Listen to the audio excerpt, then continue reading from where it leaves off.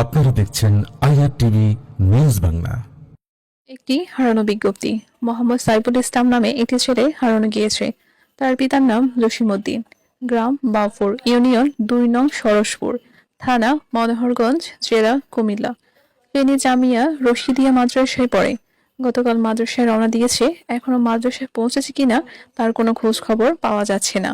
যদি কোনো সহৃদয়বান ব্যক্তি তার সন্ধান পেয়ে থাকেন বা তাকে দেখে থাকেন, তাহলে স্ক্রিনে দেওয়া নম্বরে যোগাযোগ করার জন্য বিশেষভাবে অনুরোধ করা যাচ্ছে। যোগাযোগ করুন 01721838827 অথবা 01864323613 অথবা যোগাযোগ করতে পারেন IR TV news Bangla channel কর্তৃপক্ষের সাথে।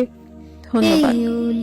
আল্লাহর বাংলাদেশ, এই শহীদ গাজীর বাংলাদেশ, রহম করুন আল্লাহ, রহম করুন আল্লাহ।